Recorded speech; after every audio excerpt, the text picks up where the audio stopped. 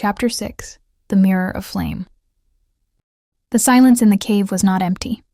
It was reverent. Decima's breath came slowly, her chest rising with the weight of memory that wasn't hers, but now was. The fire still danced under her skin, calmer now, like it knew its place. She stood as the dragons moved around her, not with aggression, but with purpose. They were circling, not to trap her, to honor her. Serenfe stepped forward first. Her eyes burned brighter than ever, reflecting starlight from some ancient sky. "You returned to us," the dragon said softly, her voice in Decima's mind. "You were shattered, split, hidden in human form to survive what was done. But you found your way back." Decima swallowed. "I don't remember everything. Only fragments." "You will," said Serenfe. "Memory is a river. Yours was frozen. Now it thaws." Daniel's voice broke the moment. "How long? How long have you been like this?" She turned to him slowly. "Since before there were witches. Before the council. Before the first severance." Her voice cracked, the weight of it all sinking in. "I wasn't just a dragon. I was their queen." Far away, Merwin's fingers trembled as she touched the scroll again. The spell shouldn't have failed. Elric stood beside her holding the dagger. It didn't fail. It refused. The magic recognized her as whole. Nothing to sever. "She's no longer half of anything." Isfael spoke, voice like gravel. "Then the prophecy is coming true." "She will rise or ruin," Merwin whispered. "And we have no say in which." Back in the caves, Serenfe led Decima to a far chamber, smaller, circular, walls carved with stories. Dragons in flight, a crowned figure with wings, a burning city, a tear in the sky. Decima reached out, fingers brushing a carving of herself, not as she was now, but as she once had been, a full dragon, crowned in starlight and fury. Arlen stood behind her. "This chamber is sacred. It's where the old ones passed on their memories." "What is this place?" Daniel asked. "A throne room," Serenfe answered. "Or a tomb. Depends on who walks it." Decima turned, a strange calm settling in her chest. "Then I'll make it something else," she said. "Not a throne, not a tomb. A beginning." And the dragons roared their approval. The roar faded into stillness. And then the air shifted. The carvings on the walls flickered, not from firelight, but something else. A soft ripple moved across the chamber, like water sliding over glass. The flame near the center stilled completely. From behind it, a figure stepped forward. Not through a door, not through time, just appeared, tall, still. A body formed of quiet starlight and shadow, with sea mist rising at his feet, not entirely solid, not entirely real. But Decima knew him. Her breath caught. "It's you again," she whispered. The figure didn't speak at first, just looked at her as if memorizing something.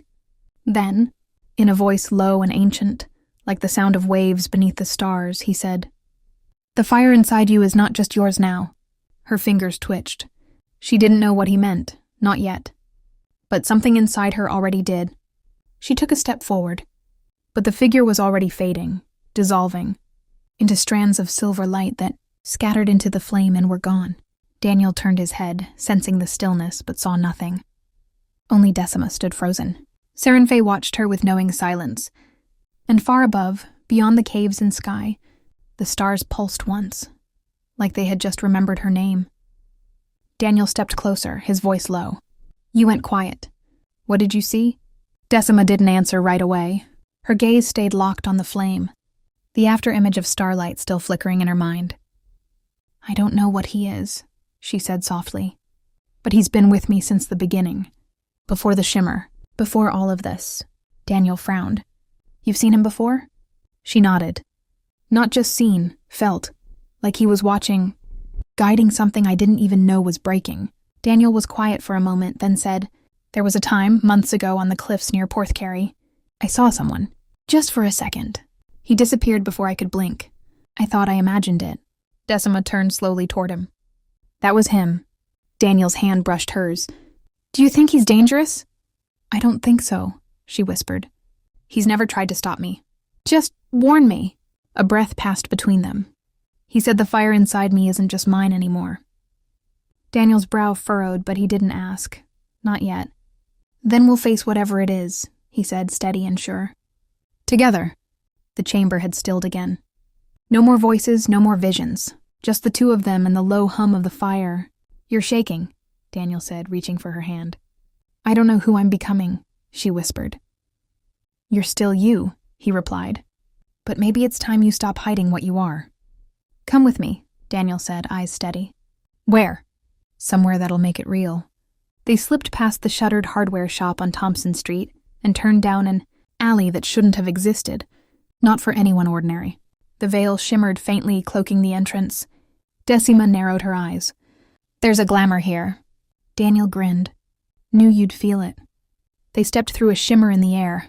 On the other side, everything changed. Warmer, quieter, with the hum of hidden magic. The corridor was narrow, lit by deep red lanterns, brick walls glowing faintly with ward marks. A wooden sign swung above a heavy curtain. "Needle and Soul, tattooing beyond the veil." A woman with silver hair and a nose ring looked up from a low stool. "You're early." Daniel raised a hand. "She walks fast." Decima glanced around, suspicious. "You brought me to a witch-run tattoo parlor?" "You said I needed more connection to my heritage," he said innocently.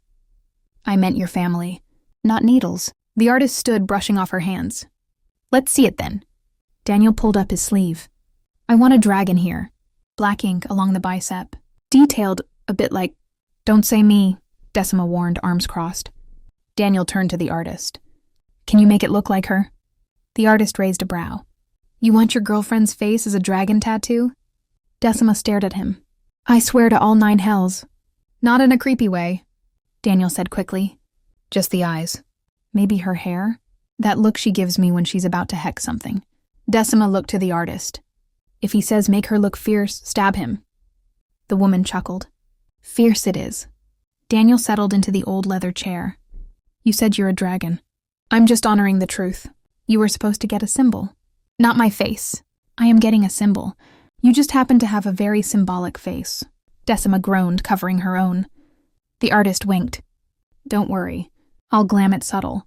Only magicals will see the resemblance. I'm going to hex your coffee," Decima muttered. "Every cup. Bitter as betrayal." Daniel grinned as the needle buzzed to life. "Worth it."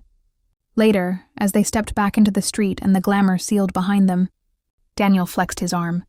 "Hurts more than I expected." "You earned it," Decima said, eyeing the tattoo. "It's not bad." "You think so?" She nodded.